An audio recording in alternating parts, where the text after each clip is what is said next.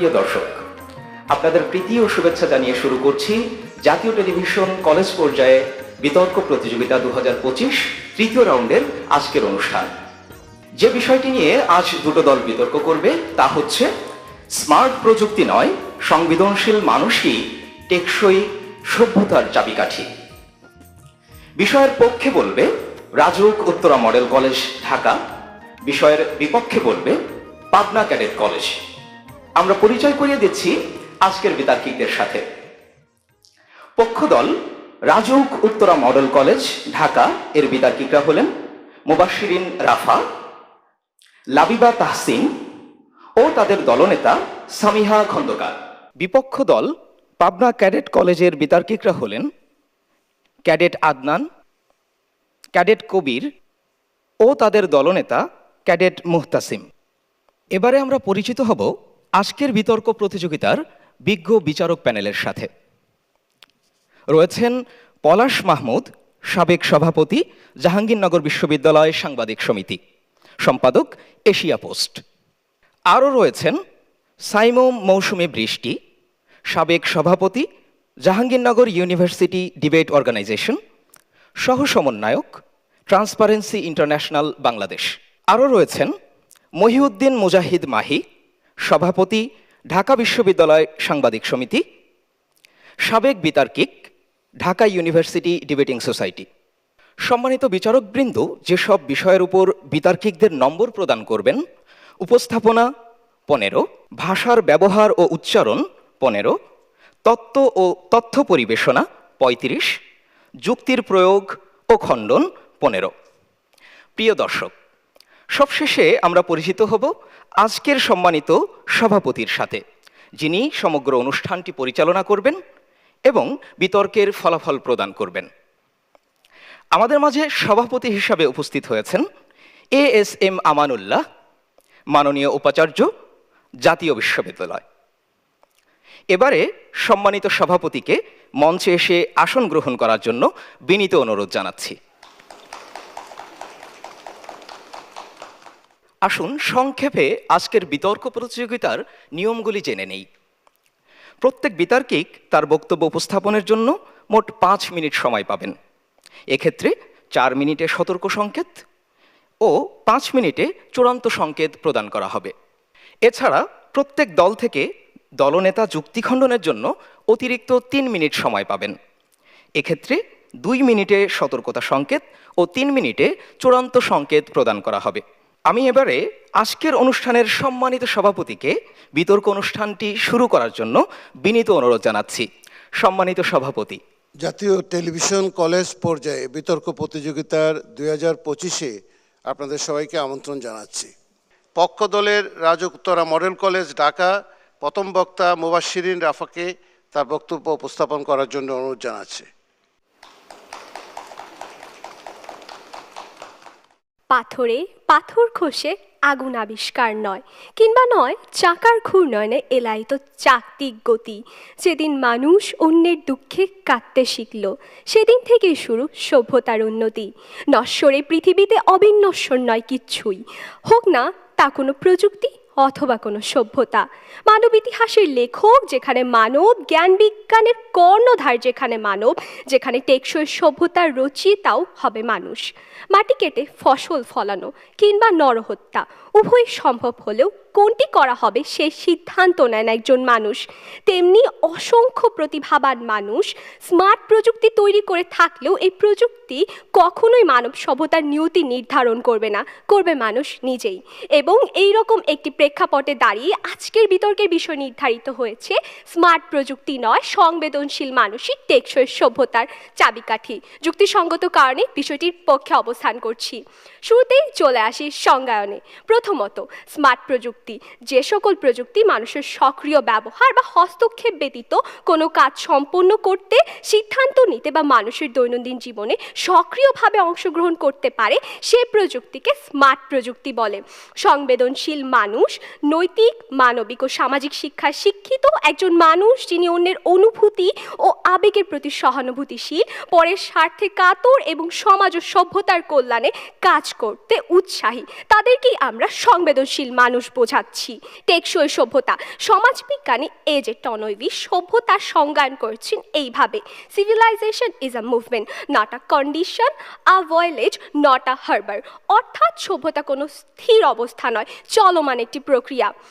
এবং সভ্যতার টেকসইতা হলো সেই সক্ষমতা যার মাধ্যমে একটি সভ্যতা দীর্ঘ সময় ধরে নিজের অস্তিত্ব, মূল্যবোধ, প্রতিষ্ঠান ও উন্নয়ন ধারা বজায় রাখতে পারে, সমাজে বিভিন্ন জাতি, গোত্র, লিঙ্গভেদের সমতা রক্ষা করে, নিজেকে ধ্বংস না করে ভবিষ্যৎ প্রজন্মের সম্ভাবনাকেও অক্ষুণ্ণ রাখে। সেই সাথে সভ্যতার টেকসই তার পরিমাপ করা হয় সে সভ্যতার মতাদর্শন, শিক্ষা, সংস্কৃতি কতটুকু প্রভাবশালী এবং সুদূর প্রসারী তা দিয়ে। দীর্ঘকাল পৃথিবীতে বিরাজ করে ধ্বংসপ্রাপ্ত হলেও যদিও হাজার বছর পরেও তাদের ভাবাদর্শন নতুন সভ্যতার প্রভাব ফেলতে পারে, তবেই তা প্রকৃত টেকসই সভ্যতা। এবং চাবিকাঠি বলতে বোঝানো হচ্ছে মূল ভিত্তি।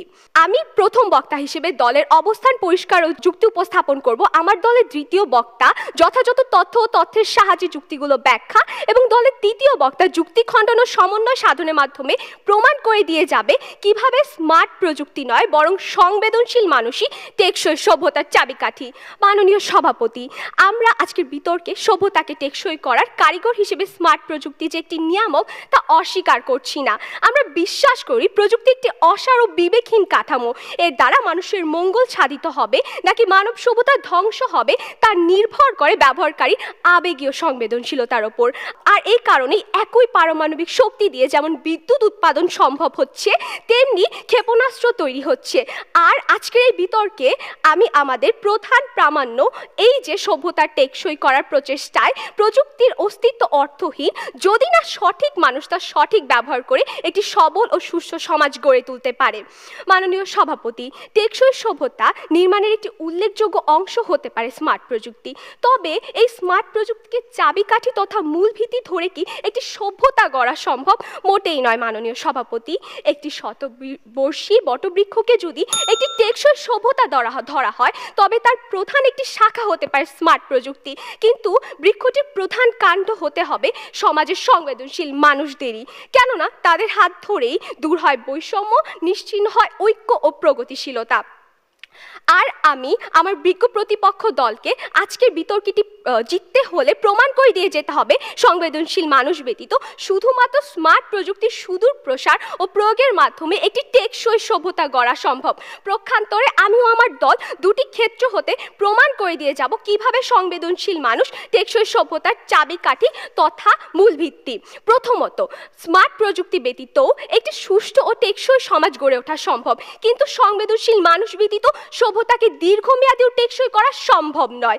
মানব সভ্যতার জন্য যে কল্যাণকর স্মার্ট প্রযুক্তি তার ব্যবহারকারীর সূচনা ঘটেছে সংবেদনশীল মানুষের হাত ধরেই। তাই এই প্রযুক্তিগুলো যথাযথ বাস্তবায়নের জন্য হলেও সংবেদনশীল মানুষের বিকল্প নেই। মাননীয় সভাপতি, মানব সভ্যতা তখনই ধ্বংস হয়ে যায় যখন সমাজ সৃষ্টি হয় বিভেদ, ধনী দরিদ্রের মধ্যে তৈরি হয় সম্পদের ব্যাপক তফাৎ, নারীদেরকে করা হয় অবমাননা এবং সমাজের অর্থনৈতিক, পারিপার্শ্বিক, সামাজিক ও কূটনৈতিক অসামঞ্জস্য তৈরি হয়। বিপক্ষ দল পাবনা ক্যাডেট কলেজের প্রথম বক্তা ক্যাডেট আদনানকে তার বক্তব্য উপস্থাপন করার জন্য অনুরোধ জানাচ্ছি। মুগ্ধ হয়ে পক্ষ দলের প্রথম বক্তার বক্তব্য শুনছিলাম। পৃথিবীর সব মানুষ একসঙ্গে সংবেদনশীল মানুষে পরিণত হবেন এবং তারা টেকসই সভ্যতার চাবিকাঠি হয়ে উঠবেন। বিষয়টি ভাবতে আমারও ভালো লাগছে, কিন্তু বিপক্ষের বন্ধুরা বাস্তবতা যে বড়ই নির্মম। পৃথিবীর সব মানুষ একসঙ্গে সংবেদনশীল মানুষে পরিণত হবেন তা মোটেও সম্ভব নয়, এবং তারা যে টেকসই সভ্যতার চাবিকাঠি হয়ে উঠবেন তাতে সুদূর পড়া হতো। যেখানে সভ্যতার মূল উপাদানগুলোই ভিন্ন নিয়ামক দ্বারা গঠিত, ঠিক সেখানে সংবেদনশীল মানুষ দ্বারা এটিকে টেকসই করা নিতান্তই তাসের ঘরের মতো, নয় কি বিজ্ঞপ্রতিপক্ষ? সম্মানিত সভাপতি, বিজ্ঞ বিচারক মণ্ডলী, উপস্থিত বিতার্কিক বন্ধুরা এবং যারা শুনছেন তাদের সকলকে জানাই আমার নিরন্তর শুভেচ্ছা। আজকের বিতর্কের বিষয় স্মার্ট প্রযুক্তি নয় সংবেদনশীল মানুষই টেকসই সভ্যতার চাবিকাঠি। বিষয়টির বিপক্ষে আমার এবং আমার দলের সুদৃঢ় অবস্থান। মাননীয় সভাপতি, পক্ষ দলের প্রথম বক্তা হয়তো বুঝতেই পারেননি আজকে বিতর্কের বিষয় প্রথাগত প্রযুক্তি নিয়ে নয়, বরং স্মার্ট প্রযুক্তি নিয়ে। আর তাই তো তিনি তার বক্তব্যে বারবার সেই প্রথাগত প্রযুক্তির কথাই বলে গেলেন। বিজ্ঞপ্তি পক্ষ, আপনার জ্ঞাতার্থে জানিয়ে রাখি, প্রথাগত প্রযুক্তি হলো এমন এক ধরনের প্রযুক্তি যা কেবল মানুষের নির্দেশে পালিত হয় এবং যার নিজস্ব কোনো চিন্তা করার সক্ষমতা নেই। কিন্তু বিজ্ঞপ্তি পক্ষ, স্মার্ট প্রযুক্তি হলো এমন একটি স্বয়ংসম্পূর্ণ প্রযুক্তি যা সেন্সর এবং ডেটা ব্যবহার করে অনেকটা মানুষের মতো করে কাজ করতে পারে। কি অবাক হচ্ছেন বিজ্ঞপ্তি পক্ষ? অবাক হওয়ারই কথা। সম্মানিত সভাপতি, দলের প্রথম বক্তা হিসেবে আমি সভ্যতার বিবর্তনের উপাদানসমূহ এবং এক্ষেত্রে নতুন টেকসই সভ্যতার চ্যালেঞ্জসমূহ নিয়ে আলোচনা করব। দ্বিতীয় বক্তা এসে সংবেদনশীল মানুষের সমস্যাসমূহ এবং সীমাবদ্ধতা দেখিয়ে যাবেন এবং তিনি দেখিয়ে যাবেন কিভাবে তারা কোনোভাবেই টেকসই সভ্যতার চাবিকাঠি হয়ে উঠতে পারেন না। এবং তৃতীয় ও সর্বশেষ বক্তা স্মার্ট প্রযুক্তি ব্যবহারের মাধ্যমে টেকসই সভ্যতা বিনির্মাণের একটি রূপরেখা প্রদানের মধ্য দিয়ে এটি প্রমাণ করে যাবেন যে স্মার্ট প্রযুক্তি টেকসই সভ্যতার চাবিকাঠি। বিজ্ঞপ্তি পক্ষ বোধগম্যতার স্বার্থে প্রথমে একটি সভ্যতা গড়ে ওঠার উপাদানগুলো নিয়ে আলোচনা করব। প্রথমত, ভৌগোলিক এবং প্রাকৃতিক পরিবেশ। নদীকেন্দ্রিক উর্বর ভূমি যেমন সিন্ধু, নীলনদ এবং মেসোপটেমিয়া সভ্যতার উষালগ্নে পানি সরবরাহ ও কৃষির জন্য উপযুক্ত পরিবেশ অপরিহার্য ছিল। দ্বিতীয়ত, কৃষি ও খাদ্য উৎপাদন। সভ্যতার বিবর্তনে পশুপালন এবং কৃষির মাধ্যমে স্থায়ী জীবনযাত্রা শুরু হয়, যা উদ্বৃত্ত খাদ্য, জনসংখ্যা বৃদ্ধি এবং সমাজ গঠনে সাহায্য করে। তৃতীয়ত, শহর বা নগরায়ন। গ্রামীণ কৃষি ভিত্তিক সমাজ থেকেই উন্নত এবং ঘনবসতিপূর্ণ শহর গড়ে ওঠে, যা সভ্যতার উন্নয়নে একটি প্রাথমিক লক্ষণ। চতুর্থ, কেন্দ্রীয় সরকার ও প্রশাসন। শৃঙ্খলা বজায় রাখা, আইন প্রণয়ন এবং বড় প্রকল্প পরিচালনার জন্য শক্তিশালী কেন্দ্রীয় সরকার এবং প্রশাসনিক কাঠামো প্রয়োজন। পঞ্চম, সামাজিক স্তরবিন্যাস। সমাজের শাসক, কারিগর, কৃষক এবং শ্রমিকের মতো বিভিন্ন শ্রেণীবিভাগ গড়ে তোলা, যা কর্মবিভাজনের প্রতীক। ষষ্ঠ এবং সর্বশেষ, লিখন পদ্ধতি এবং জ্ঞান উদ্ভাবন। তথ্য রেকর্ড রাখা, ব্যবসায়িক হিসাব এবং সংস্কৃতির বিকাশের জন্য লিখন পদ্ধতি এবং সাংকেতিক চিহ্ন তৈরি, যা সভ্যতার বিকাশে অত্যন্ত গুরুত্বপূর্ণ। বিজ্ঞপ্তি পক্ষ, সভ্যতার এহেন বিবর্তনে আমরা সংবেদনশীল মানুষের ভূমিকা খুঁজে পাইনি, খুঁজে পেয়েছি প্রযুক্তির ক্রমাগত উন্নয়ন এবং রূপান্তর। এই উপাদানগুলোকে সম্মিলিতভাবে প্রযুক্তি এবং আবিষ্কারের ক্রমাগত ধারায় মানুষ যাযাবর জীবন ত্যাগ করে সুসংগঠিত এবং জটিল সমাজ বা সভ্যতায় রূপান্তর লাভ করে। মাননীয় সভাপতি, প্রতিপক্ষের বক্তা টেকসই সভ্যতার একটি সংজ্ঞা ইতোমধ্যেই দিয়েছেন। পাশাপাশি আমরা বলতে চাই, টেকসই সভ্যতা হলো এমন একটি জীবনধারা বা সমাজ ব্যবস্থা যা ভবিষ্যৎ প্রজন্মের চাহিদা মেটানোর ক্ষমতা অক্ষুণ্ণ রেখে বর্তমানের চাহিদা পূরণ করে। মাননীয় সভাপতি, এ পর্যায়ে আমি টেকসই সভ্যতার চ্যালেঞ্জসমূহ নিয়ে বিশদভাবে আলোচনা করতে চাই। প্রথমত, পরিবেশগত এবং জলবায়ু পরিবর্তন। জলবায়ু পরিবর্তন এবং পরিবেশের অবক্ষয় আধুনিক সভ্যতার জন্য একটি বড় হুমকি, যেমন তাপমাত্রা বৃদ্ধি, ঘূর্ণিঝড়, বন্যা এবং জলোচ্ছ্বাস। দ্বিতীয়ত, অর্থনৈতিক চাপ ও সম্পদের অভাব, উচ্চ মূল্যস্ফীতি এবং অর্থনৈতিক বৈষম্য সম্পদের স্থায়িত্বকে বাধাগ্রস্ত করছে। তৃতীয়ত, স্বাস্থ্য মহামারী। বিশ্বব্যাপী স্বাস্থ্য মহামারী এবং রোগের প্রাদুর্ভাব জনজীবন এবং অর্থনীতিকে বিপর্যস্ত করে তুলছে। চতুর্থ, রাজনৈতিক এবং সামাজিক অস্থিরতা। রাজনৈতিক অস্থিতিশীলতার কারণে আঞ্চলিক যুদ্ধ সংঘটিত হচ্ছে এবং মানবাধিকার লঙ্ঘিত হচ্ছে। পঞ্চম, সাংস্কৃতিক সংঘাত। সাংস্কৃতিক বৈচিত্র্যের মধ্যে সংঘাত এবং রক্ষণশীলতা সভ্যতার সামনে একটি বড় চ্যালেঞ্জ। এবং ষষ্ঠ ও সর্বশেষ, খাদ্য নিরাপত্তা। প্রাকৃতিক দুর্যোগের ফলে উর্বরতার অভাবে এবং দূষণ ও লবণাক্ততা বৃদ্ধির কারণে খাদ্য নিরাপত্তা টেকসই সভ্যতার সবচেয়ে বড় চ্যালেঞ্জ হিসেবে দেখা দিয়েছে বিজ্ঞপ্তি পক্ষ। মাননীয় সভাপতি, উপযুক্ত আলোচনার প্রেক্ষাপটে এটি প্রতীয়মান সভ্যতার বিবর্তন এবং বর্তমান টেকসই সভ্যতার একমাত্র চাবিকাঠি স্মার্ট প্রযুক্তি। স্মার্ট প্রযুক্তি শুধু পারে এই চ্যালেঞ্জসমূহ মোকাবেলা করে টেকসই সভ্যতা বিনির্মাণ করতে। তাই আপনারা নিশ্চয়ই এই বিষয়ে একমত হবেন যে স্মার্ট প্রযুক্তি টেকসই সভ্যতার চাবিকাঠি, যা আমার পরবর্তী বক্তব্যের মধ্য দিয়ে সুস্পষ্টভাবে প্রমাণিত হবে। পরিশেষে বলতে চাই, আমি সভ্যতার সেই সভ্য মানুষ, স্মার্ট প্রযুক্তির স্মার্ট মানুষ হিসেবে অভিযোজনের এক অনন্য উদাহরণ হয়ে টেকসই সভ্যতা বিনির্মাণের এক অনন্য ইট হতে চাই আমি। আর আশা করি বিজ্ঞপ্তি পক্ষ আপনাদেরকেও আমি আমার পাশে পাবো। আর এই আশাবাদ ব্যক্ত করে আমি আমার বক্তব্য এখানে শেষ করছি। ধন্যবাদ মাননীয় সভাপতি, ধন্যবাদ আপনাদের সকলকে। ধন্যবাদ ক্যাডেট আদনানকে। আমরা এবার আজকের বিতর্কের দ্বিতীয় বক্তা পক্ষ দলের লাবিবা তাহসিনকে তার বক্তব্য উপস্থাপন করার জন্য অনুরোধ জানাচ্ছি। পৃথিবীর বুকে হাজার বছর ধরে বেঁচে থাকা সভ্যতাগুলোর একটি হলো আমাদের উপমহাদেশের সিন্ধু সভ্যতা। প্রত্নতাত্ত্বিক গবেষণায় পাওয়া গিয়েছে প্রায় 2000 বছরের সভ্যতায় পাওয়া যায় না কোনো রাজপ্রাসাদের চিহ্ন কিংবা কোনো শাসনের ইতিহাস।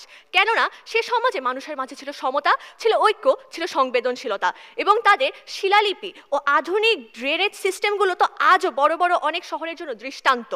এরকম টেকসই সভ্যতাকে কাম্য রেখে বিতর্ক শুরু করছি। বিতর্কের বিষয় স্মার্ট প্রযুক্তি নয়, সংবেদনশীল মানুষই টেকসই সভ্যতার চাবিকাঠি। আসুন শুরুতে যুক্তি খণ্ডনে আসা যাক। আজকে আমার বিরোধী দলীয় বন্ধুরা বলে গিয়েছেন যে বাস্তবতা নির্মম, এবং এই বাস্তবতায় একটি আদর্শ যে আমরা টেকসই সভ্যতার কথা বলছি সেটা এক্সিস্ট করে না। এখন আপনার বুঝতে হবে এই বাস্তবতা নির্মম বলেই বর্তমান সভ্যতাগুলো টেকসই হয় না। এবার আসা যাক, আজকে তারা অনেক কথা বলে গেলেন যে বর্তমানে জলবায়ু ও পরিবেশ পরিবর্তন হচ্ছে, বর্তমানে স্বাস্থ্য মহামারী দেখা যাচ্ছে, রাজনৈতিক নৈরাজ্য এবং সাংস্কৃতিক অবক্ষয় দেখা যাচ্ছে। হ্যাঁ মাননীয় সভাপতি, আমরাও তাদের সাথে একমত, কিন্তু আপনাকে বুঝতে হবে এই সব ধরনের সমস্যাগুলোর সমাধান কিন্তু কোনো মানুষের কাছ থেকে এসেছে। সেই মানুষটাকে সংবেদনশীল মানুষের চিন্তাধারা থেকে এই সমস্যাগুলোর সমাধান এসেছে, এবং সমাধান হিসেবে কি এসেছে? স্মার্ট প্রযুক্তি। অর্থাৎ এ থেকে আমরা বুঝতে পারছি যে স্মার্ট প্রযুক্তি হচ্ছে বর্তমানে টেকসই সভ্যতা গড়ার একটি নিয়ামক মাত্র। কিন্তু যদি আমরা চাবিকাঠি কিংবা মূল ভিত্তি হিসেবে কিছু একটা চিন্তা করি, সেটা হতেই হবে একজন সংবেদনশীল মানুষের চিন্তাধারা। এখন আসা যাক, তারা আজকে বলে যাচ্ছেন যে স্মার্ট প্রযুক্তি বলতে আমরা বর্তমানে চলমান প্রযুক্তির কথা বলছি। হ্যাঁ, আমরা বর্তমানে চলমান প্রযুক্তিগুলোর উদাহরণ দিচ্ছি, কেননা বর্তমান সময়ে স্মার্ট প্রযুক্তি আমাদের চারপাশে এত বেশি সহজলভ্য না। আমরা স্মার্ট প্রযুক্তিগুলো কিংবা অটোমেশন সিস্টেম এগুলো আমরা এখন দেখতে পাই না। যেসব প্রযুক্তিগুলো আমরা দেখতে পাই এবং যেসব প্রযুক্তিগুলো দেখে আমরা বুঝতে পারি যে হ্যাঁ এই প্রযুক্তিগুলো যেহেতু এই ধরনের সমস্যা সৃষ্টি করছে, তার মানে স্মার্ট প্রযুক্তির সাথে এই ধরনের সমস্যা সৃষ্টি হতে পারে, সে ধরনের উদাহরণ দিচ্ছি। এবং তাই এত কিছু বলার পরে যদি বিজ্ঞ প্রতিপক্ষ দল মনে করেন যে স্মার্ট প্রযুক্তি সভ্যতার চাবিকাঠি, তাহলে বলতেই হয় হায় রে কপাল মন্দ, চোখ থাকিতেও অন্ধ। এই অন্ধের দেশে আয়না বিক্রি করে যদিও কোনো লাভ নেই, তবু আমার মূল বক্তব্যটি শুরু করা যাক। শুরু করছি আজকে আমাদের যুক্তির ব্যাখ্যা দিয়ে। আজকে আমাদের প্রথম যুক্তিটি ছিল স্মার্ট প্রযুক্তি ব্যতীত একটি সুষ্ঠু টেকসই সভ্যতা করা সম্ভব, কিন্তু সংবেদনশীল মানুষ ব্যতীত সভ্যতাকে কোনো ক্রমে দীর্ঘমেয়াদী ও টেকসই করা সম্ভব নয়। আজকে আমার বক্তব্য আমি শুরুই করেছি সিন্ধু সভ্যতার উদাহরণ দিয়ে, যারা কিনা তৎকালীন প্রযুক্তিগত দিক থেকে রোমান কিংবা মিশরীয় সভ্যতার চেয়ে অনেকাংশেই পিছিয়ে ছিল। তারপরেও ইতিহাসের পাতায় সেসব সভ্যতাদের পাশেই স্বর্ণাক্ষরে লেখা আছে সিন্ধু সভ্যতার নাম, কেননা সেটি ছিল একটি টেকসই এবং সুদূর প্রসারী সভ্যতা। কেন? রাজাহীন একটি সাম্রাজ্য তারা ঐক্য, সমতা এবং সংবেদনশীলতার দরুন সমৃদ্ধি লাভ করেছে। মাননীয় সভাপতি, টেকসই সভ্যতা হওয়ার কিছু নিয়ামক আছে যা কিনা আমার বিরোধী দলীয় বন্ধুরাও আমার সাথে একমত হয়েছেন, যেমন অর্থনৈতিক অগ্রগতি, পরিবেশ রক্ষা, সাংস্কৃতিক চর্চা, জ্ঞান ও প্রযুক্তি ইত্যাদি। এখন চিন্তা করে দেখুন, স্মার্ট প্রযুক্তি হচ্ছে টেকসই সভ্যতা গড়ে তোলার একটি উপাদান মাত্র, অন্যদিকে সভ্যতাকে দীর্ঘমেয়াদী ও টেকসই করার জ্বালানি রূপে কাজ করে সংবেদনশীল মানুষদের তীব্র অনুভূতি, অন্যায়ের বিরুদ্ধে তাদের প্রতিবাদ করার ক্ষমতা এবং মানব কল্যাণের স্বার্থে কাজ করার তীব্র আকাঙ্ক্ষা। নিকোলা টেসলার উদাহরণই ধরা যাক। তিনি সংবেদনশীল ছিলেন বলেই মানব কল্যাণের স্বার্থে বিনামূল্যে বিদ্যুৎকে পৃথিবীর সর্বস্তরে ছড়িয়ে দেওয়ার মতো চিন্তা করতে পেরেছিলেন, এবং সেই চিন্তার তিনি অ্যাটেম্প্ট নিয়েছিলেন। তিনি তার মৃত্যুর আগ পর্যন্ত সেই চেষ্টা চালিয়ে গিয়েছেন। স্মার্ট প্রযুক্তি কখনোই আপনাকে সাংস্কৃতিক চর্চা কিংবা জ্ঞানের চর্চা করার জন্য উৎসাহিত করতে পারবে না। তাহলে কি করে তারা সভ্যতাকে টেকসই করার চাবিকাঠি হিসেবে স্মার্ট প্রযুক্তিকে ধরে? প্রশ্ন রইল। এখন ধরা যাক চিকিৎসা বিজ্ঞানের এক যুগান্তকারী আবিষ্কারের দিকে। মাত্র কয়েক শত বছর আগেও গর্ভবতী মায়েদের মৃত্যুর হার বর্তমানের চেয়ে 28% বেশি ছিল, কিন্তু এখন তা কমেছে। শুধুমাত্র একজন চিকিৎসক ডেলিভারির সময় ক্লোরিন দিয়ে হাত ধোয়া আবিষ্কার করেছেন। এখন যদি তিনি ক্লোরিন দিয়ে হাত ধোয়া আবিষ্কার নাও করতেন, তাহলেও হয়তো 10 বছর পরে হয়তো জিনিসটা আবিষ্কার হতো, কিন্তু দেখা যেত এই যে 10 বছরের যে সময়কালটা, সেই সময়কালটা কমে এসেছে। কেন? কারণ একজন সংবেদনশীল মানুষ চিন্তা করেছেন। এখন আসা যাক আমাদের দ্বিতীয় যুক্তিতে, মানব সভ্যতার জন্য যে কল্যাণকর যে স্মার্ট প্রযুক্তি, তার ব্যবহারিক সূচনাই ঘটেছে সংবেদনশীল মানুষের হাত ধরে।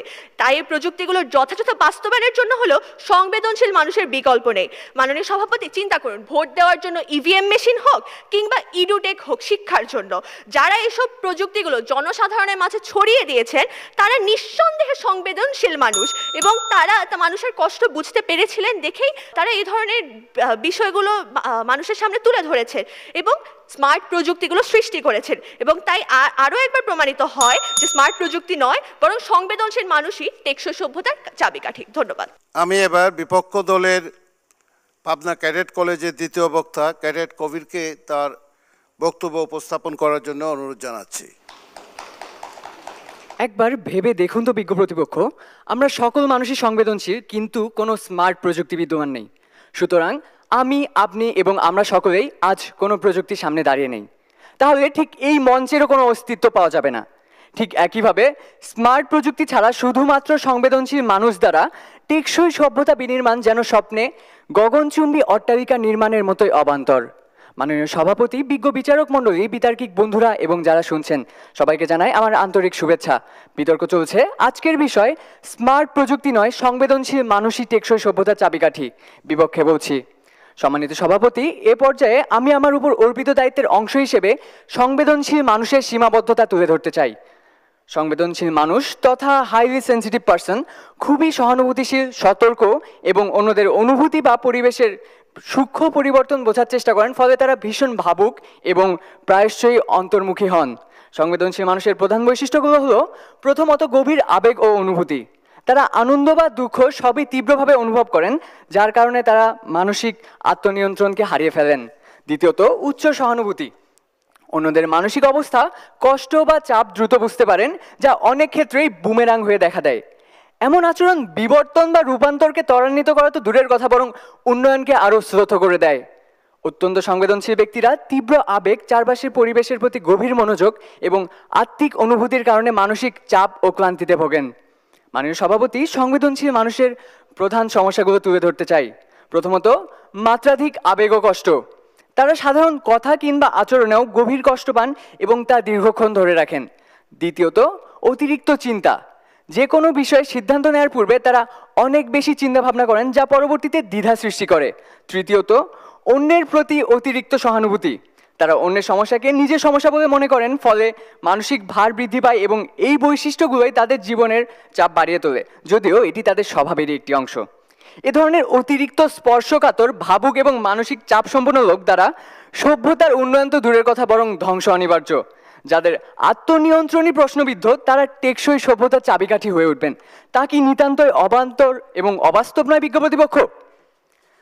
পরিবেশগত এবং জলবায়ু পরিবর্তন, অর্থনৈতিক চাপ ও সম্পদ, স্বাস্থ্য মহামারী, রাজনৈতিক ও সামাজিক অস্থিরতা, সাংস্কৃতিক সংঘাত এবং খাদ্য নিরাপত্তার মতো টেকসই সভ্যতার বড় বড় চ্যালেঞ্জগুলো সংবেদনশীল মানুষ দ্বারা মোকাবেলা করা একেবারেই অসম্ভব, যা সন্দেহাতীতভাবেই প্রমাণিত হয়েছে। মাননীয় সভাপতি, এ পর্যায়ে অতীত বিখ্যাত সভ্যতাসমূহ কেন ধ্বংস হয়েছিল তা দেখানোর চেষ্টা করব। প্রথমত, মেসোপটেমিয়ান সভ্যতা, যা ধ্বংসের মূল কারণ বহিঃশত্রু যেমন পারস্য, রোমান ও গ্রিক সাম্রাজ্যের আক্রমণ। এছাড়াও ছিল প্রাকৃতিক দুর্যোগ তথা টাইগ্রিস ইউফ্রেটিস নদীর বন্যা। দ্বিতীয়ত, প্রাচীন মিশরীয় সভ্যতা, যা ধ্বংস হয়েছিল হিক্সোস, নুহিয়ান এবং রোমানদের আক্রমণের কারণে। এছাড়াও সেখানে বিদ্যমান ছিল রাজনৈতিক অস্থিরতা, গৃহযুদ্ধ এবং সম্পদের অভাব। তৃতীয়ত, মায়া সভ্যতা, যা ধ্বংসের প্রধান কারণ ছিল পরিবেশগত অবক্ষয়, মাটির উর্বরতা হ্রাস এবং পানির অভাব। এছাড়াও জলবায়ু পরিবর্তন তথা দীর্ঘস্থায়ী খরা ছিল অন্যতম প্রধান একটি কারণ। এরপর সিন্ধু সভ্যতার ধ্বংসের কারণ ছিল মূলত প্রাকৃতিক দুর্যোগ তথা সিন্ধু নদীর গতিপথ পরিবর্তন এবং বন্যা। মাননীয় সভাপতি, আমার প্রতিপক্ষের বন্ধুরা বলেছেন সংবেদনশীল মানুষই সভ্যতা টিকিয়ে রাখে। তাহলে আমি তাদের যুক্তিকে ইতিহাসের কাঠগড়ায় দাঁড় করাতে চাই। মেসোপটেমিয়া পৃথিবীর প্রথম সভ্যতা। সুমেরীয়রা লিখতে পারতো, গণনা করতে পারতো, আইন বানাতে পারতো। তারা কি সংবেদনশীল ছিল না? ছিল। হামুরাবির আইন সহিংসতা প্রমাণ করে তারা ন্যায় বিচার নিয়ে ভাবতো, সমাজ নিয়ে ভাবতো। তবুও সেই সভ্যতা ধুলোয় মিশে গেল কেন? কেননা তাদের সংবেদনশীলতা ছিল, কিন্তু প্রযুক্তিগত সক্ষমতা ছিল না। টাইগ্রিস ও ইউফ্রেটিস নদীর অতিরিক্ত সেচের ফলে মাটিতে লবণাক্ততা বাড়লো, ফসল উৎপাদন কমে গেল এবং জলবায়ু পরিবর্তন হলো। তারা অনুভব করলো, কষ্ট পেল, কিন্তু কোনো সমাধান করতে পারলো না। কেননা সয়েল স্যালিনিটি পরিমাপের প্রযুক্তি তখন ছিল না কোনো ইরিগেশন ম্যানেজমেন্ট সিস্টেম। সুমেরীয়রা কাঁদতে কাঁদতে বিলুপ্ত হয়ে গেল। ঠিক একইভাবে মায়া সভ্যতা অত্যন্ত উন্নত জ্যোতির্বিদ্যা জানতো, ক্যালেন্ডার বানাতো, কিন্তু দীর্ঘস্থায়ী খরাতে তারা নিজেদের টিকিয়ে রাখতে পারেনি, কারণ খরা পূর্বাভাসের প্রযুক্তি তখন ছিল না। বিজ্ঞ প্রতিপক্ষ সংবেদনশীল মানুষ থাকা সত্ত্বেও এসব সভ্যতা কিভাবে বিলুপ্ত হলো প্রশ্ন রইল, আশা করি উত্তর দিয়ে যাবেন। উক্ত সভ্যতাসমূহ প্রতিটি ধ্বংসের পেছনে আমরা যে সকল কারণ এবং বিষয় দেখতে পেলাম, সেখানে সংবেদনশীল মানুষ ঠিক কী কাজে এসেছেন তা আমার বোধগম্য হচ্ছে না। ইতিহাসের রায় স্পষ্ট, সংবেদনশীলতা সভ্যতায় বিদ্যমান থাকে, কিন্তু প্রযুক্তি ছাড়া সেই সভ্যতার টিকিয়ে রাখা সম্ভব নয়। মাননীয় সভাপতি, বিবর্তনের নিয়ম একটাই, মানিয়ে নাও নয়তো মুছে যাও। আর এই সভ্যতাকে মানিয়ে নিতে আমাদের সহায়তা করবে স্মার্ট প্রযুক্তি।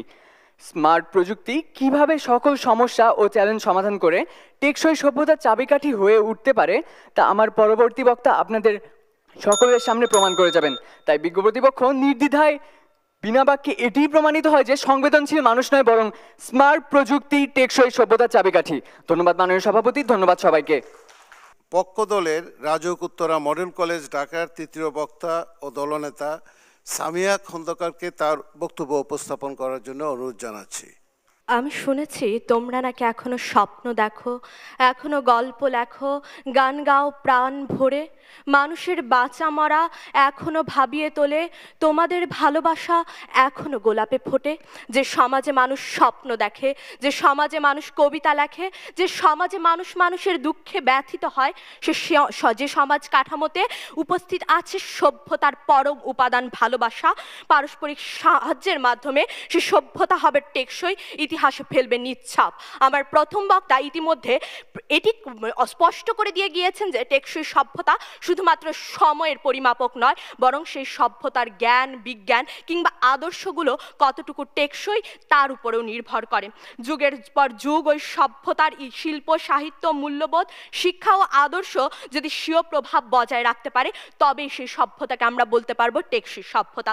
সকলকে সাদর সম্ভাষণ জানিয়ে বক্তব্য শুরু করছি।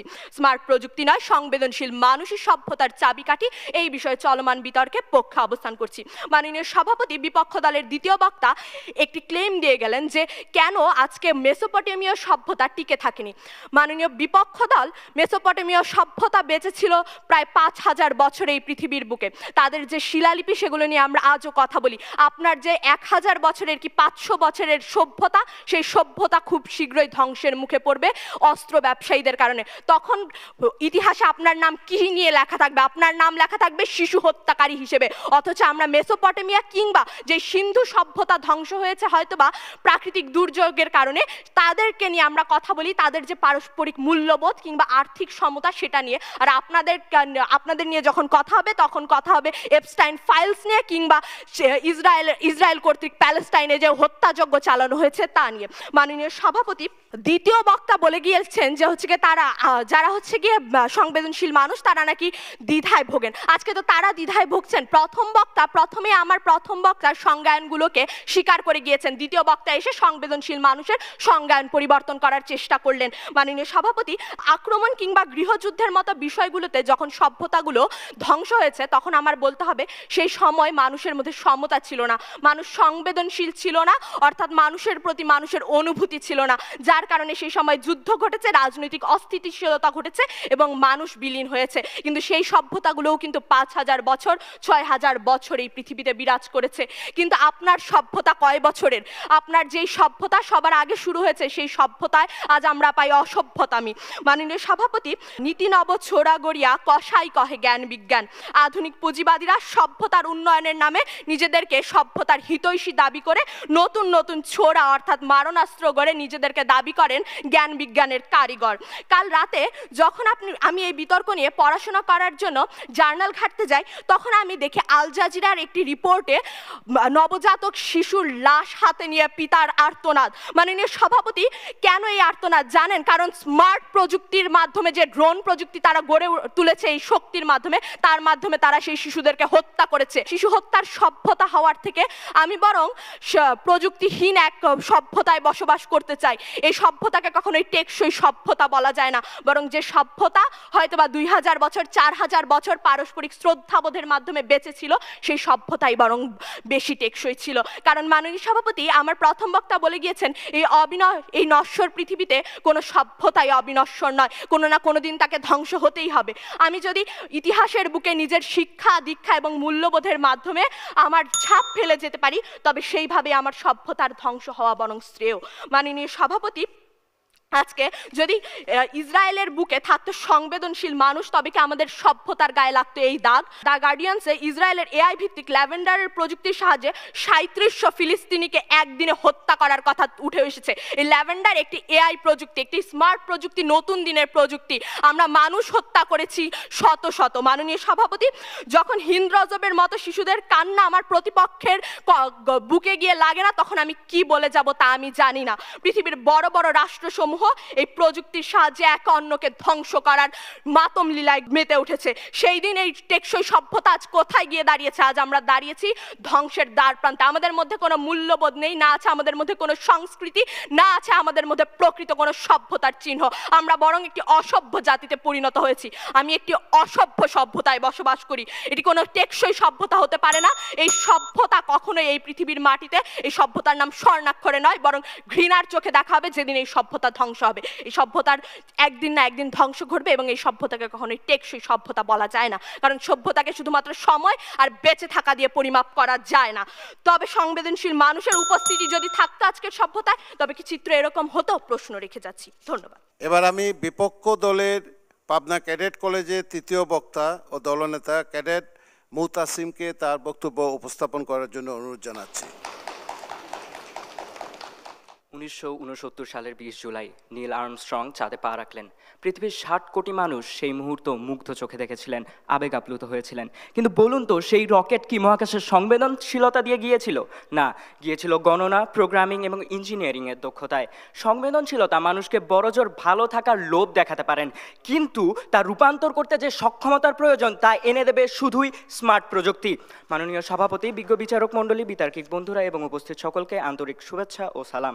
মাননীয় সভাপতি, ইতিমধ্যেই আমার দলের পূর্ববর্তী দুজন বক্তা টেকসই সভ্যতার উপাদান ও চ্যালেঞ্জ এবং সংবেদনশীল মানুষের সীমাবদ্ধতা দেখিয়ে সুস্পষ্টভাবে প্রমাণ করেছেন তারা কোনোভাবেই টেকসই সভ্যতার চাবিকাঠি হতে পারেন না, যা আমার দলীয় অবস্থানকে অত্যন্ত দৃঢ় করেছে। দলের তৃতীয় বক্তা ও দলনেতা হিসেবে আমার দায়িত্ব স্মার্ট প্রযুক্তি টেকসই সভ্যতা কিভাবে গড়ে তুলবে তা দেখিয়ে যাওয়া, এবং তা প্রমাণের সুবিধার্থে আমি কয়েকটি আবশ্যিক স্তম্ভ দাঁড় করাতে চাই।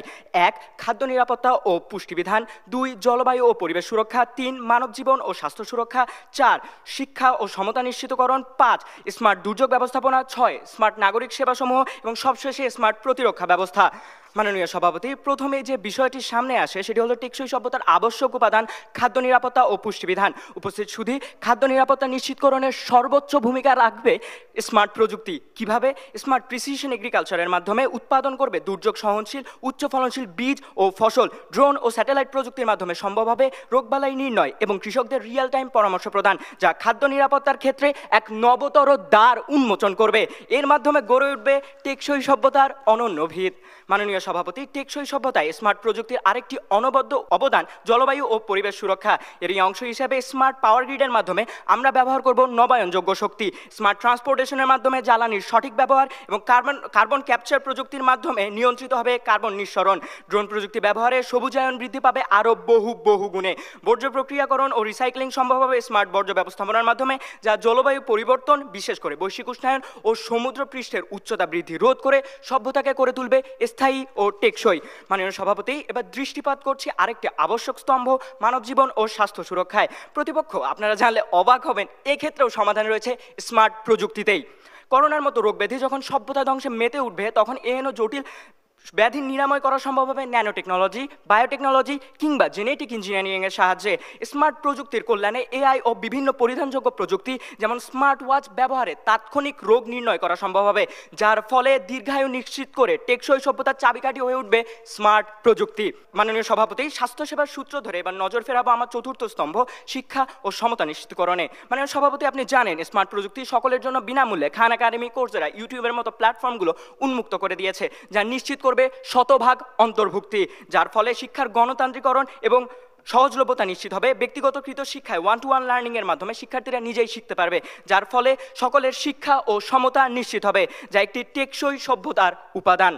মাননীয় সভাপতি, এবার সামনে আনতে চাই আরেকটি অনন্য গুরুত্বপূর্ণ স্তম্ভ, স্মার্ট দুর্যোগ ব্যবস্থাপনা, যার অভাবে ধ্বংস হয়েছিল সিন্ধু কিংবা মেসোপটেমিয়া সভ্যতাগুলো। স্মার্ট প্রযুক্তির কল্যাণে বিগ ডেটা অ্যানালিসিস ও স্মার্ট সেন্সরের মাধ্যমে দুর্যোগের আগাম বার্তা নিখুঁতভাবে পাওয়া সম্ভব। ড্রোন ও রোবোটিক্সের ব্যবহারের মাধ্যমে থার্মাল ক্যামেরার সাহায্যে উদ্ধার অভিযান, দুর্গম এলাকায় ত্রাণ বিতরণ ও ক্ষয়ক্ষতি নিরূপণ করা সম্ভব, যার মাধ্যমে আমরা সভ্যতাকে টেকসই করে তুলতে পারবো। মাননীয় সভাপতি, এবার সামনে আনবো স্মার্ট নাগরিক সেবার বিষয়টি, যার মাধ্যমে প্রশাসনিক কাঠামো এবং সম্পদের সুষ্ঠু বন্টন নিশ্চিত হবে। স্মার্ট প্রযুক্তি অন্তর্ভুক্ত করার মাধ্যমে সম্ভব হবে স্মার্ট নগরায়ন ও স্মার্ট ট্রাফিকিং ব্যবস্থা, নির্মিত হবে স্মার্ট যোগাযোগ ব্যবস্থা। স্মার্ট পুলিশিং ও স্মার্ট গভর্নেন্সের মাধ্যমে নিশ্চিত হবে স্বচ্ছতা ও জবাবদিহিতা, যা রাজনৈতিক ও সামাজিক স্থিতিশীলতা বজায় রাখবে। মাননীয় সভাপতি, স্মার্ট প্রযুক্তি টেকসই সভ্যতার অন্যতম চ্যালেঞ্জ অর্থনৈতিক চাপের মতো বড় সমস্যা সমাধানে সৃষ্টি করেছে গিগ ইকোনমি, যার মাধ্যমে তৈরি হয়েছে অপরিসীম কর্মসংস্থান। স্মার্ট প্রযুক্তির কল্যাণে এখন নিজের দক্ষতা বৃদ্ধি করতে পারছে অতি সহজেই, যা উন্মোচন করেছে অসংখ্য সম্ভাবনার দ্বার। মাননীয় সভাপতি, সর্বশেষ এবং সবচেয়ে গুরুত্বপূর্ণ স্তম্ভ, যার অভাবে ধ্বংস হয়েছে অধিকাংশ সভ্যতা, তা হলো স্মার্ট প্রতিরক্ষা ব্যবস্থা।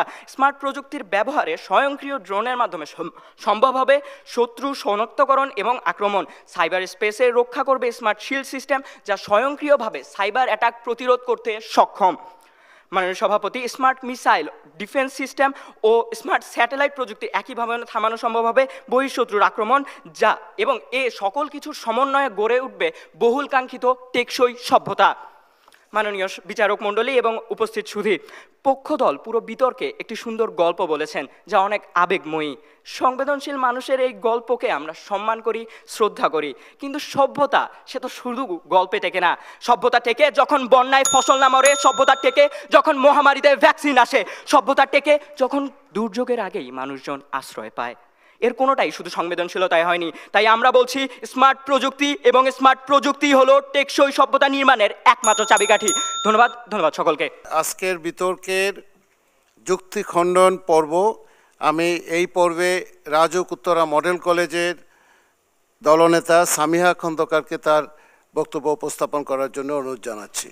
মাননীয় সভাপতি, আজকে বিপক্ষ দলের তৃতীয় বক্তা যখন তার বক্তব্য শেষ করলেন, তখন তিনি বললেন স্মার্ট প্রযুক্তি একমাত্র চাবিকাঠি এবং স্মার্ট প্রযুক্তি একমাত্র চাবিকাঠি। মাননীয় সভাপতি, আমরা বিতর্কের শুরু থেকে বলছি যে সংবেদনশীল মানুষ আপনার প্রথমে প্রয়োজন, তারপরে হয়তো আপনি স্মার্ট প্রযুক্তিকে কাজে লাগাতে পারবেন। আজকে আমাদের বিপক্ষ দলের তৃতীয় বক্তা আরেকটি কথা বলে গেলেন যে দুর্যোগের আগে যখন মানুষ পাবে আশ্রয়, তখন মানুষ হয়ে উঠবে সভ্য কিংবা সভ্যতা তখন টিকবে। কিন্তু মানুষের মধ্যে যখন সংবেদনশীলতা থাকবে না, অন্যের প্রতি অনুভূতি থাকবে না, সেই মুহূর্তে কি ঘটবে? সেই মুহূর্তে একজন আরেকজনকে আশ্রয় দেবে না। দুর্যোগের মুহূর্তে মানুষ মানুষের প্রতি অনুভূতিশীল হয়ে উঠবে না। আজকে তারা 6টি স্তম্ভের মাধ্যমে বিতর্কে তাদের অবস্থান দৃঢ় করার চেষ্টা করলেন। 3 জন বক্তাই একই কথা বারবার ঘুরিয়ে পেঁচিয়ে বলার চেষ্টা করলেন। পরিবেশ ও জলবায়ু, স্বাস্থ্য, রাজনৈতিক অস্থিতিশীলতা, সামাজিক বন্ধন, খাদ্য নিরাপত্তা ইত্যাদি ইত্যাদি। তারা এগুলোর কিছু স্মার্ট প্রযুক্তির মাধ্যমে সমাধান করার কথাও তাদের তৃতীয় বক্তা বলে গেলেন। আমার ধারণা তাদের তৃতীয় বক্তা আজ অব্দি পৃথিবীতে যে পুঁজিবাদ নামের একটা জিনিস আছে, অস্তিত্ব আছে, সে জিনিসটি তিনি জানেন না। এই সবগুলোর সমাধান কিন্তু পৃথিবীতে এখন আছে। কেন আমাদের মতো দেশে এখনো আসেনি? কারণ সেই যে কোম্পানিগুলো এই যে প্রযুক্তিগুলোকে পরিচয় করিয়েছে পৃথিবীর কাছে, তারা সংবেদনশীল মানুষ না। তাদের আমাদের প্রতি কোনো অনুভূতি নেই। তাদের অনুভূতি আছে শুধুমাত্র টাকা কিংবা অর্থের প্রতি। তারা পুঁজিবাদী সমাজ ব্যবস্থা গড়ে এখন এই জিনিসগুলোকে করেছে তাদের পুঁজির কুক্ষাগত। যখন মাননীয় সভাপতি কোনো সংবেদনশীল কোম্পানি গড়ে উঠবে, যখন এপিনেফ্রিন কিংবা ফেয়ারওয়েলের মতো কোম্পানিগুলো আমাদের পৃথিবীতে দাঁড়াতে পারবে, সেই মুহূর্তে এই যে সমাধানগুলোর কথা আপনারা বললেন, সেই সমাধানগুলো আমাদের মতো তৃতীয় বিশ্বের দেশে কিংবা আফ্রিকার মতো দেশগুলোতে খাদ্য নিরাপত্তা কিংবা সামাজিক রক্ষণশীলতা প্রতিরোধের ভূমিকা রাখতে পারবে। কিন্তু যতদিন পর্যন্ত এই সংবেদনশীল মানুষ না গড়ে উঠবে, অনুভূতি সম্পন্ন মানুষ না গড়ে উঠবে, ততদিন পর্যন্ত এগুলো শুধুমাত্র সেই আমেরিকা কিংবা ইউরোপের মধ্যেই সীমাবদ্ধ থাকবে। মাননীয় সভাপতি, বায়োটেকনোলজি কিংবা স্বাস্থ্য খাতে যেসব উন্নতির কথা তারা বলে গেলেন, সেসব উন্নতি সাধন হওয়ার পরেও কেন আমাদের দেশে এখনো রোগী মারা যায়? কেন মারা যায়? কারণ হচ্ছে এখন পর্যন্ত আমাদের চিকিৎসা ব্যবস্থা পুঁজিবাদীদের হাতের মুঠোয়। যখন সংবেদনশীল একটি সমাজ ব্যবস্থা গড়ে উঠবে, যখন একে অন্যের প্রতি অনুভূতি থাকবে, ভালোবাসা থাকবে, যখন একে অন্যকে সাহায্য করার অনুভূতি থাকবে মানুষের মধ্যে, তখন গিয়ে মানুষের মধ্যে এই প্রযুক্তিগুলোর সম্ভার ঘটবে। কিন্তু মাননীয় সভাপতি, এই প্রযুক্তিগুলো তখন যেহেতু ছড়িয়ে পড়েনি, তাহলে আমার বিপক্ষ দল যে কথাগুলো বলে গেলেন, সে কথাগুলোর আগে সংবেদনশীল মানুষ যদি না থাকে, তাহলে কখনোই আমাদের সমাজ ব্যবস্থায় যে সভ্যতা, তাকে প্রকৃত টেকসই সভ্যতা বলে অভিহিত করা যাবে না। মাননীয় সভাপতি, সাম্প্রতিক সময়ে তুর্কিতে দেখা গিয়েছে, তুর্কি টুডের একটি প্রতিবেদনে, যে কেমাঙ্কেস 1 নামের একটি অটোমেশন প্রযুক্তির মাধ্যমে তারা যেখানে কি সেখানে তাদের মিসাইলের মাধ্যমে মানুষকে লক্ষ্যবস্তু হিসেবে ব্যবহার করে ভিডিও গেমের মতো হত্যা করতে পারে, এবং তারা এই প্রযুক্তির ব্যাপারে খুবই আশাবাদী। মাননীয় সভাপতি, এই প্রযুক্তি যখন তারা ব্যবহার করবে অসংবেদনশীল মানুষের মতো, তখন আমাদের সভ্যতা কোথায় গিয়ে দাঁড়াবে? এই সভ্যতার কি ধ্বংসের মুখোমুখি হবে না? প্রশ্ন রেখে যাচ্ছি। ধন্যবাদ। এবার আমরা বিপক্ষ দলের পাবনা ক্যাডেট কলেজের দলনেতা ক্যাডেট মুহতাসিমকে তার বক্তব্য উপস্থাপন করার জন্য অনুরোধ জানাচ্ছি। ধন্যবাদ মাননীয় সভাপতি, আমাকে পুনরায় সুযোগ দানের জন্য। মাননীয় বিচারক মণ্ডলী, দুর্যোগ ব্যবস্থাপনার জন্য প্রথমেই প্রয়োজন আশ্রয় কেন্দ্র, আর তা যদি নাই থাকে সেখানে আশ্রয়ে প্রশ্নই আসে না। একজন ডুবন্ত ব্যক্তিকে সাঁতারের তত্ত্ব বলে কোনো লাভ নেই বিজ্ঞ প্রতিপক্ষ, তার দরকার লাইফ জ্যাকেট। আর আমরা বলছি সেই প্রাণ রক্ষাকারী লাইফ জ্যাকেট স্মার্ট প্রযুক্তির কথা। আমার দলের প্রথম বক্তা প্রথাগত প্রযুক্তি এবং স্মার্ট প্রযুক্তির পার্থক্য পরিষ্কার করার পরেও প্রতিপক্ষ দল বারবার ওই প্রথাগত প্রযুক্তি নিয়েই কথা বলে চলেছেন। বিজ্ঞ প্রতিপক্ষ হয়তো ঠিকভাবে শোনেননি কিংবা শুনেও এড়িয়ে চলেছেন, এবং আমাদের করা প্রশ্নগুলোর কোনো যথাযথ উত্তর আমরা পাইনি। এবং পৃথিবীর 800 কোটি মানুষকে কিভাবে একসাথে সংবেদনশীল করে তুলবেন তা পরিষ্কার করতে পারেননি, কেননা তা আদতে সম্ভব নয়। মাননীয় সভাপতি, একটি বিষয় লক্ষ্য করুন, আগুন আবিষ্কারের আগে মানুষ অন্ধকারে ছিল, চাকা আবিষ্কারের আগে মানুষ থমকে ছিল, ছাপাখানার আগে জ্ঞান আটকে ছিল। প্রতিটি যুগে একটি প্রযুক্তি মানবজাতিকে পরের ধাপে নিয়ে গিয়েছে। মাননীয় সভাপতি, পক্ষ দলের প্রথম বক্তা বলে গেলেন প্রযুক্তি ছাড়া মানুষ 1000 বছর বেঁচে থাকা আর টেকসই সভ্যতা এক নয়। গড় আয়ু ছিল 35 বছর, শিশু মৃত্যুর হার ছিল 50%। সেটিকে আপনারা টেকসই সভ্যতা বলছেন?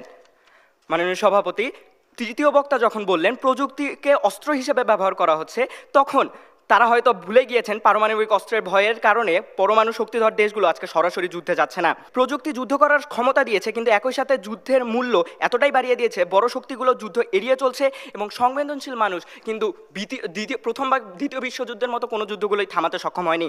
প্রতিপক্ষ দলের তৃতীয় বক্তার মতে এআই স্বয়ংক্রিয় হয়ে সভ্যতার জন্য হুমকি স্বরূপ হয়ে দাঁড়াবে। তবে বলতে চাই, শিল্প বিপ্লবের সময় আশঙ্কা করা হয়েছিল মানুষ বেকার হয়ে পড়বে, কিন্তু পরবর্তীতে এই শিল্প বিপ্লবই মানবজাতির জন্য সমৃদ্ধির যুগ তৈরি করেছে। আগুনে ঘর পোড়ার ভয়ে কি রান্না করা বন্ধ করে দেবেন বিজ্ঞ প্রতিপক্ষ? প্রতিপক্ষের তৃতীয় বক্তা বলেছেন যখন স্মার্ট প্রযুক্তি মানুষের সংবেদনশীলতা কেড়ে নিচ্ছে, কমিয়ে দিচ্ছে, কিন্তু আমরা বলছি স্মার্ট প্রযুক্তি মানুষকে আরও বেশি সংবেদনশীল করে তুলছে।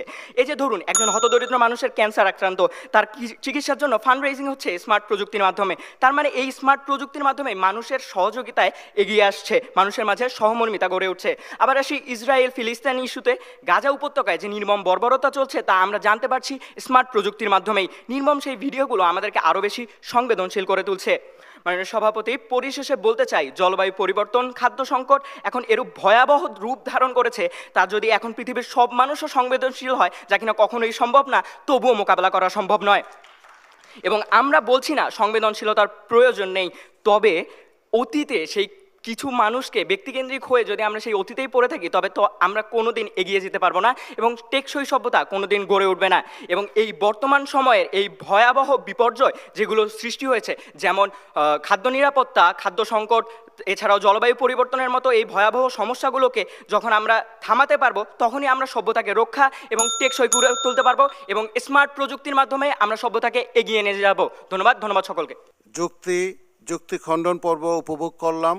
উভয় দলের উদ্দেশ্যে আমি কিছু কথা বলতে চাই। পক্ষ দল এবং বিপক্ষ দল দুদলই ভালো বলেছ, এবং তথ্য উপাত্ত দিয়ে যে যুক্তিতর্ক উপস্থাপন করা হয়েছে সেটি আমার কাছে ভালো লেগেছে। আজকের বিষয় স্মার্ট প্রযুক্তি নয়, সংবেদনশীল মানুষই টেকসই সভ্যতার চাবিকাঠি। আমরা যে লিখিত যে ইতিহাস, সেই ইতিহাস থেকে যদি আমরা দেখি, আদিম সমাজ থেকে ধরে আধুনিক গণতান্ত্রিক নিও লিবারেল সমাজ, এই যে একটা রূপান্তর ঘটেছে, কয়েক হাজার বছরে সেই রূপান্তরের একটা প্রধান টুল ছিল উৎপাদন পদ্ধতি এবং উৎপাদনের উপায়। এই উৎপাদন পদ্ধতি এবং এই উৎপাদনের উপায়ের প্রধান ভূমিকা পালন করেছিল টেকনোলজি। সেটা হয়তো প্রথাগত টেকনোলজি ছিল, এত স্মার্ট ছিল না, কিন্তু টেকনোলজিটার কারণেই কিন্তু আমাদের যে সিভিলাইজেশন, আজকে যে সিভিলাইজেশন, সেই সিভিলাইজেশনটা আজকের এই অবস্থানে এসছে, সেটা অস্বীকার করা যাবে না। এবং টেকনোলজি দিনে দিনে উন্নত হচ্ছে এবং টেকনোলজি অনেক উপরের দিকে উঠে যাচ্ছে। প্রশ্ন হলো, এই দার্শনিকরা বলছেন এখন সারা পৃথিবীতে যে এই যে টেকনোলজি ডেভেলপ হচ্ছে, স্মার্ট প্রযুক্তি আসছে, স্মার্ট প্রযুক্তিও লাগবে, আবার সংবেদনশীল মানুষও লাগবে। এই দুটাই কিন্তু এখন আপনার একটা আরেকটার পরিপূরক। এখন কতটুকু এথিক্যাল ইউজ করা হবে স্মার্ট টেকনোলজিকে, সেটা ব্যবহার করার জন্য বিশ্বের উন্নত দেশগুলোতে কতগুলা নিয়ম কানুন গাইডলাইন তৈরি করা হয়েছে। যতক্ষণ পর্যন্ত মানুষ সেই নিয়ম কানুন গাইডলাইন মানতে পারে ততক্ষণ ভালো। যখন গাইডলাইন মানবে না তখন কিন্তু দেখা যাবে যে সেটা একটা ভয়ঙ্কর অবস্থা তৈরি করছে। এই জন্য আমরা কীভাবে সংবেদনশীল মানুষ তৈরি করতে পারি, কীভাবে আমরা মানুষের এথিক্যাল স্ট্যান্ডার্ড ডেভেলপ করতে পারি, সেই বিষয়গুলো নিয়ে আমাদেরকে চিন্তাভাবনা করতে হবে। আর্টিফিশিয়াল ইন্টেলিজেন্স আসছে, মেশিন লার্নিং আসছে, ডিপ লার্নিং, ডেটা সায়েন্স, এবং আপনার এই যে আর্মস উৎপাদনে আমরা যে আধুনিক মারণাস্ত্র যেগুলো দেখতে পাচ্ছি, অথবা কেমিক্যাল উইপন যেগুলো দেখতে পাচ্ছি, অথবা বায়োলজিক্যাল উইপন যেগুলো আসছে, এগুলা সমগ্র বিশ্বকে একটা ঝুঁকিপূর্ণ বিশ্বে রূপান্তরিত করেছে এবং সারা বিশ্বটাই এখন এক ধরনের ঝুঁকির ভিতরে আমরা পড়ে গিয়েছি। তো এই ঝুঁকি নিয়ন্ত্রণেও কিন্তু আমাদের স্মার্ট টেকনোলজি লাগবে। তো একই সঙ্গে স্মার্ট টেকনোলজি লাগবে যদি আমাদের এই সভ্যতাকে টিকিয়ে রাখতে চাই। আবার একই সঙ্গে এটা ঠিক যে এই স্মার্ট টেকনোলজিকে যদি আমরা হ্যান্ডেল করতে না পারি, ম্যানেজ করতে না পারি, তাহলে কিন্তু এই সভ্যতা এই স্মার্ট টেকনোলজির হাতেই ধ্বংস হয়ে যাবে। আজকের এই বিতর্কে পক্ষ দল ছিলেন রাজুক উত্তরা মডেল কলেজ ঢাকা এবং বিপক্ষ দল ছিলেন পাবনা ক্যাডেট কলেজ পাবনা। আজকের এই বিতর্কে আমাদের সম্মানিত বিচারক মণ্ডলী যারা ছিলেন, ওনাদের বিবেচনা অনুযায়ী এবং ওনাদের অ্যাসেসমেন্ট অনুযায়ী বিজয়ী দল হলেন পাবনা ক্যাডেট কলেজ পাবনা।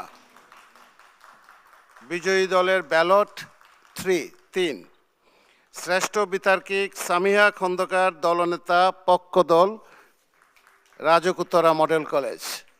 আমরা আজকের এই জাতীয় টেলিভিশন কলেজ পর্যায়ে বিতর্ক প্রতিযোগিতা 2025-এর এই বিতর্ক অনুষ্ঠানের সমাপ্তি ঘোষণা করছি।